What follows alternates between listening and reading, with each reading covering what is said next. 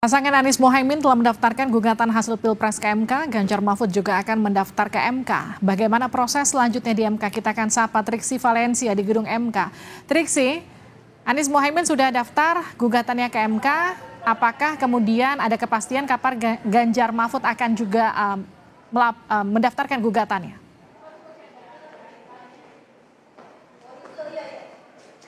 Ya, Livi, betul sekali. Kalau dari hasil press conference yang disampaikan juga oleh pasangan calon nomor urut 3, Ganjar Pranowo dan juga Mahfud MD, memang meyakini akan melakukan pendaftaran ataupun juga mengajukan sengketa ke Mahkamah Konstitusi.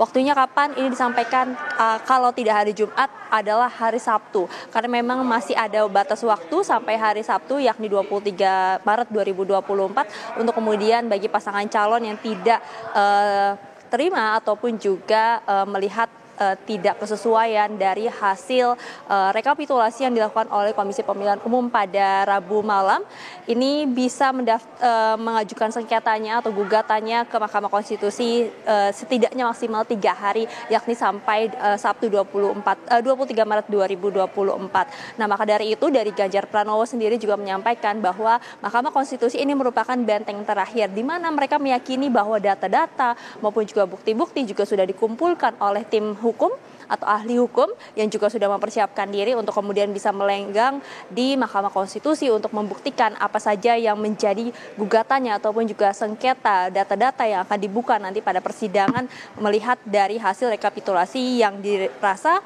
ini tidak sesuai ataupun juga dirasa cacat begitu ya oleh pasangan calon nomor urut 3 Ganjar Pranowo dan juga Mahfud MD. Termasuk juga yang sudah disampaikan juga oleh pasangan calon nomor urut 1 Anies Baswedan dan juga Muhaimin Iskandar yang terlebih dahulu sudah mengajukan sengketanya pada hari ini, Livi dan juga saudara. Jadi memang dari Mahkamah Konstitusi pun masih menunggu bagaimana dari pasangan calon nomor urut 3 ini mengajukan sengketanya baik di hari Jumat maupun juga hari Sabtu. Persiapan juga sudah dilakukan oleh Mahkamah Konstitusi untuk kemudian nanti bisa masuk ke tahapan berikutnya terkait dengan apa saja sengketa maupun juga data-data maupun juga dokumen-dokumen yang akan dilampirkan dalam gugatan yang akan diajukan ke Mahkamah Konstitusi. Nah, kalau kita melihat memang dari pasangan calon nomor urut 3 bukan hanya di sengketa ke MK saja, tapi juga dari hak angket pun, kalau misalnya kita melihat sedikit kami mengutip dari apa yang disampaikan oleh politisi dari